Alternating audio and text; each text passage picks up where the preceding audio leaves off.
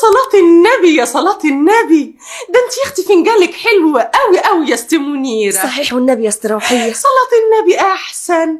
طب ده انا عمري ما قريت فنجان بالشكل ده ابدا يا اختي. ده ايه السعد والهنا ده كله يا اخواتي؟ سعد وهنا ايه يا ست روحية؟ انت بس صدقي الكلام ده يا حماتي. مالكيش دعوة انت يا نوال. ها كملي يا است روحية. ها شايفة ايه كمان؟ شايفة يا ستي لما انت عتبة جديدة، انما عتبة ايه بقى؟ كلها زرع وخضرة واشجار اهم، انا شايفاهم قدامي اهم. انتي والله اعلم يا است منيرة هتعزلي من البيت ده. يسلم بقك يا ست روحية. اعزل اروح فين؟ الشقة الجديدة اللي في الأمارية. ابدا، ده بعدك. انت متفقة وياها ولا ايه يا است روحية؟ متفقة على ايه يا اختي؟ الله، هو انتوا هتعزلوا صحيح؟ ايوه هنعزل. لا مش هنعزل، واذا كنت فاكرة انك هتتحكمي فيا تبقي غلطانة. الحكاية ما وصلتش للتحكم يا حماتي، لكن ايه؟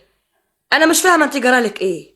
من ساعة ما جوزك قدم طلب يحجز شقة في مساكن الأميرية ورسيت عليه القرعة وانت ما فيش في مخك إلا العزال، زي ما نكون خلاص ماضينا العقد وانتهينا.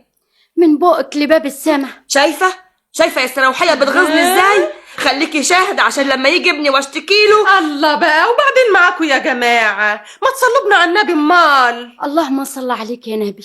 مش كده امال بقى يا نوال؟ الله، ده انا طول عمري بقول عليكي عاقلة. طب وهو انا عملت ايه؟ ما عملتكيش حاجة، بس خلاص بقى فضوها سيرة. تحبي اقرا لك الفنجان؟ لا انا راضية باسمة ربنا. امال مش راضية ليه بالبيت اللي انت عايشة فيه؟ علشان عاوزة ابني يتربى في حتة كويسة. ابنك ده ايه يا اختي؟ انت بتفكري في ابنك من دلوقتي؟ اللي يسمع كده يفتكر انك خلاص هتخلفي بكرة، مش لسه فاضلك 7 أشهر طوال عراد. وماله لما افكر في مستقبل ابني من دلوقتي؟ طب يا نوال يا اختي، اذا كنتي متضايقة من البيت ده ما تاخدي عادل جوزك وتعزله في حتة تانية، وهو كل واحد يبقى له شقة. ما هي دي المشكلة، لكن عادل مش عاوز يفوت الست والدته. طبعا مش امه اللي خلفته وصرفت عليه دم قلبها لغايه ما خلته راجل ملو هدومه. مفهوم يا ست منيرة، مفهوم، ما حدش بيقول حاجة، لكن قولولي عادل رأيه ايه شخصيا؟ عادل رأيه من رأيي يا ست روحية، وعاوز يعزل من البيت ده النهاردة قبل بكرة. علشان كده كتب الطلب علشان يحجز له شقة من الشقق اللي بنتها الحكومة في الأمارية. لكن لما رست علينا القرعة مش قادر يعزل، لأنه لازم يقعد مع أمه، وأمه مش عاوزة تسيب البيت. الكلام ده صحيح يا ست منيرة؟ ايوه صحيح. طب هو ده اسمه كلام؟ يعني ايه لازم يقعد مع أمه؟ هو مش راجل وله رأي؟ لا لا لا، اسمحي لي يا ست منيرة، ابنك ده باين عليه دلوعة قوي. لا يا استروحية، ما تقوليش كده على ابني ابدا. طب ما تروحي تسكني معاهم في الشقة الجديدة علشان تبقي جنب ابنك. أهو النبي يا ست روحية، قولي لها اعملي معروف. هي كلمة واحدة، مفيش عزال يعني مفيش عزال. لا هتعزلي يا ست منيرة. ليه بقى؟ علشان أنا قريت كده في الفنجان. أنا ما يهمنيش الفنجان. يا خبر، بتقولي ايه يا حماتي؟ ما يهمكيش الفنجان؟ أيوة طبعا ما يهمنيش. ازاي؟ طب انت بقالك 50 سنة ما بتمشيش خطوة واحدة إلا بعد ما تقري الفنجان. نعم يا ست نوال. 50 ايه يا اختي؟ عندي ولا ما عنديش؟ المهم لما كان عندي 30 سنة كنت متجوزة ومخلفة رجالة كبار. الدور والبقية عليك انت اللي يا حسرة، بقالك 5 سنين متجوزة ومش عارفة تجيبلنا حتة عيل صغير. الله الله بقى يا جماعة، ولازمته ايه الكلام ده بس يا ست منيرة؟ ما انت سامعة نقورتها يا استروحية؟ أنا ما بتنقورش، وعلى العموم أنا سايبة لكم الأوضة وماشية.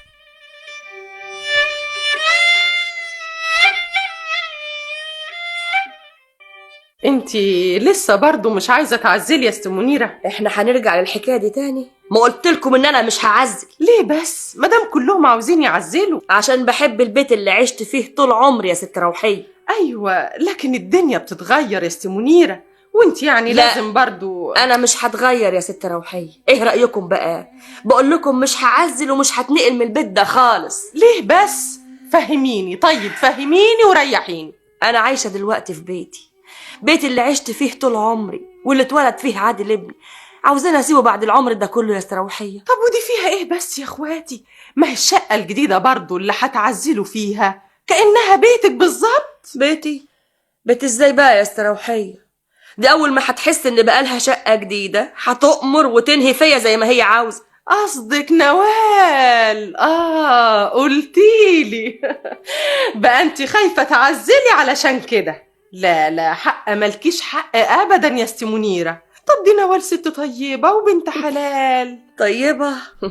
ما يغركيش شكلها ده، دي مية من تحت تاب. ايوه لكن برضه انا قلت كلمة ومش هتنازل عنها ابدا. مش معزلة يعني مش معزلة.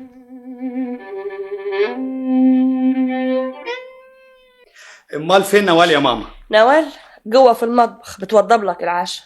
طيب لما اروح لها. لا استنى يا عادل، انا كنت عاوزاك في كلمتين. خير ان شاء الله. بقى يا سيدي الست نوال مراتك عامله حسابها انها هتعزل وتروح الشقه الجديده اللي في الاميريه، واحنا لسه متخانقين دلوقتي من تحت راس الحكايه دي، تاني وتالت ورابع لغايه ما تبطل تجيب السيره دي خالص. ايوه بس يا ماما ما تحاولش، انا مش هعزل من البيت ده يعني مش هعزل، ولازم تفهم مراتك كده. انت فاهم؟ ايوه فاهم، بس البيت ده بقى قديم قوي. عادل انت ابني ولا مش ابني؟ ابنك طبعا يا ماما. تبقى تسمع كلامي، مفهوم؟ يا ماما حاولي تفهميني، المساكن الجديدة دي اتعملت ليه؟ هو مفيش غيرنا ولا ايه؟ دي فرصة يا ماما، وانا قررت اني اعزل الاسبوع الجاي. يعني خلاص. طيب يا عادل، وانا كمان يا سيدي مش قاعده لك في البيت ده خالص. على فين يا ماما؟ هسافر البلد عشان تستريح مني. مبروك، الف مبروك يا عادل. الله يبارك فيك يا مراد، بس انا مش مستريح برضه. ليه بقى؟ في حاجة تانية في الشقة؟ ابدا ابدا، بس والدتي سافرت زعلانة مني. طبعا ما هي ملهاش حق يا عادل. ايه ده؟ والعمل دلوقتي يا مراد. انا عارف طبعا انها والدتك وانت ما تستغناش عنها، وعشان كده انا شايف يعني بقى اسمع، ابعت لها جواب.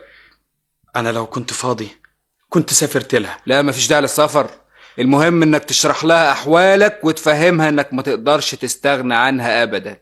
تفتكر ان حكاية الجواب دي هتنفع؟ طبعا، بس المهم الكلام اللي في الجواب تعرف يكون ايه؟ يكون كلام مؤثر.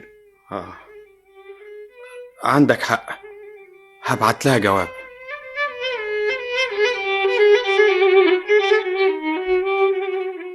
ايه ده؟ قلقان ليه يا عادل؟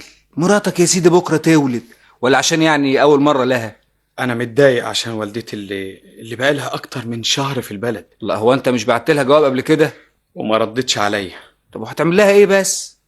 كان نفسي تكون هنا جنبي وجنب مراته وهي بتولد. اسمع، ابعت لها جواب تاني يا اخي، تاني وتالت ورابع، فهمها عن حكاية الولادة دي، يمكن قلبها يحن. والله ما انا عارف اعمل ايه. اسمع، هات ورقة وقلم وتعالى وانا امليك الجواب وربنا يسهل. ربنا يسهل.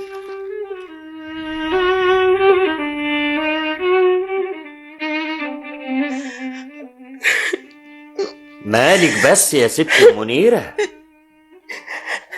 صعبان عليا يا حاج، صعبان عليا اللي عملوا فيا يا ابني. بقى ده كلام؟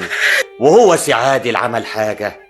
أنا قلتلك من زمان القعاد هنا مفيش فايدة منه. أنا متضايقة يا حاج، مش عارفة أعمل إيه. مفيش أم في الدنيا تقدر تستغنى عن ابنها. أنت غلطتي وهتعرفي إنك غلطانة أكتر لما تقري الجواب ده. جواب تاني من عادل؟ جواب، بس مش كل الجوابات. إزاي يعني إيه؟ جواب فيه خبر مهم جدا.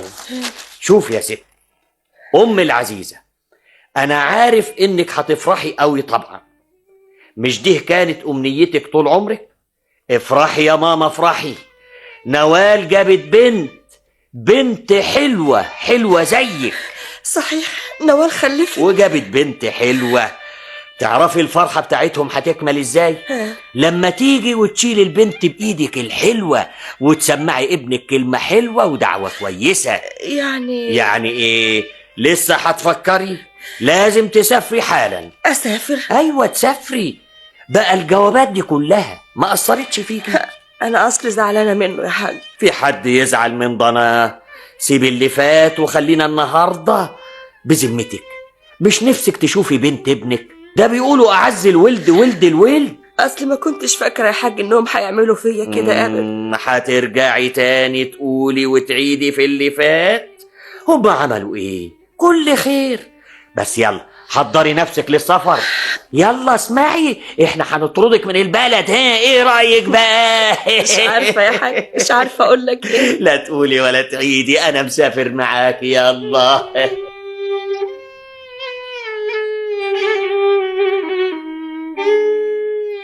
ايه رأيك بقى في اوضتك دي يا ماما؟ حلوة قوي ومترتبة عالي العال. انا يهمني رأي ماما حبيبتي. حلوه يا عال، حلوه من وشك يا ابني. يا سلام، كان نفسي من زمان اسمع الكلام الحلو بتاعك ده يا ماما. ماما ماما خدي امل. المولود الجديد هو انتوا سميتوها امل؟ الله، حلوه قوي يا عال. اسمعي، من دلوقتي ورايح انت مسؤولة عنها. طبعا. وانت ايه اللي يعرفك في تربية الاولاد يا بتاعت امبارح؟ انت البركة في ست منيرة، هي الخير والبركة. يا سلام يا ماما، شايفة يا ماما بتبصلك وتضحك ازاي؟ النور ملا البيت بوجودك يا ست منيرة. وبوجودك انت كمان يا حاج. بوجودي انا؟ بوجود اصحابه. اصحابه؟ طبعا اصحابه يا ماما. انت كنت فاكرة ايه؟ انت الخير والبركة، هو احنا من غيرك نساوي حاجة؟ طبعا طبعا. يا ماما يا ماما، ده انت وحشتينا قوي، وعشان كده انا محضر لك حتة دين مفاجأة. ايه هي يا ابني؟ اللي طول عمرك بتحلمي بيها، تذكرة سفر للحجاز. صحيح والنبي يا عادل، صحيح يا ابني. ربنا يخليك ليا يا عادل، ربنا ما يحرمنيش منك ابدا. لو تعرفوا اللي في قلبي. وهو حد ما يعرفش قلب الام؟ قلب الام يا ست منيرة.